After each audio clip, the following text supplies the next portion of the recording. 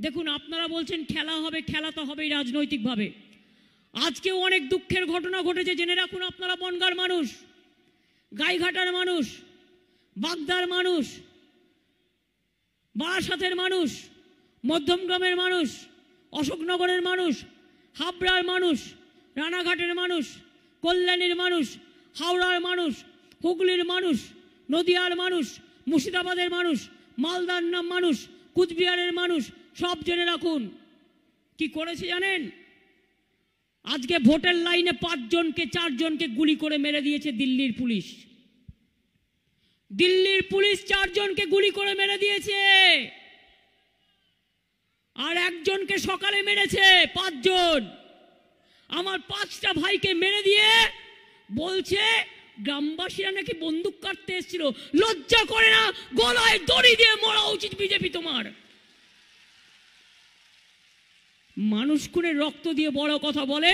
আমি বলে গেলাম, Amit Shah, you resign, you resign, you resign as a home minister. You are a conspirator. তুমি হচ্ছে চক্রান্তকারী। আমি অনেক দিন ধরে বলছি, দেখুন সিআরপিএফ অত্যাচার করছে। আমি সিআরপিএফ এর বিরুদ্ধে নই, কিন্তু বিএসএফ সিআইএসএফ এরা অত্যাচার করছে।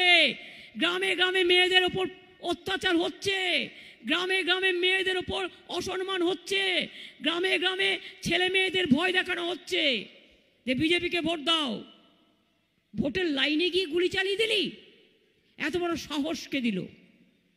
শুনুন, আমার পঞ্চায়েতেও এত লোক মারা যায়নি এই ইলেকশন কমিশনের আন্ডারে, হোম মিনিস্টারের আন্ডারে ইলেকশন করতে গিয়ে। আজকে প্রায় 20 জন মানুষ মারা গিয়েছে, 5 জন নিয়ে। আমার নিজের প্রায় 13 জন মারা গেছে।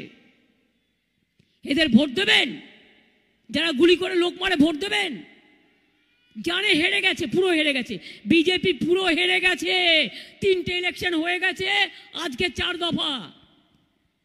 বিজেপি জানে জিতবে না, তাই ওর এখন একমাত্র অস্ত্র বোমা চালাও, গুলি চালাও, মানুষকে ভয় দেখাও।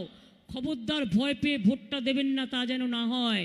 মনে আছে এনপিআর করবে বলেছিল, এনআরসি করবে বলেছিল, ক্যা করবে বলেছিল। এনপিআর মানে আপনার 50 বছর আগে বাবা মায়ের সার্টিফিকেট দিন, তা নাহলে ওই ডিটেনশন ক্যাম্পে গিয়ে থাকতে হবে। আসামে 14 লাখ বাঙালি ডিটেনশন ক্যাম্পে পড়ে আছে, মনে রাখবেন। তাই ভোটটা আপনাদের দিতে হবে, যাতে আধার কার্ড থেকে আপনার নাম বাদ না যায়, এনপিআরে আপনাকে ঢোকাতে না পারে, এনআরসিতে ঢোকাতে না পারে। আমি একমাত্র রাজ্য যে আমি এনপিআর করতে দিইনি, আমি এনআরসি করতে দিইনি। আমি বলেছি এনপিআর এনআরসি লজ্জা, লজ্জা। আর যারা আজকে বাংলার নাগরিক, তাদের আবার নতুন করে নাগরিকত্ব কি দেবে? আপনারা কেন ভুল বুঝছেন? ওরা প্রতারণা করছে, ধোকা দিচ্ছে। আর কয়েকটা ছেলে মতুয়া বাড়ির বিজেপি করে, তারা মিথ্যে কথা বলছে।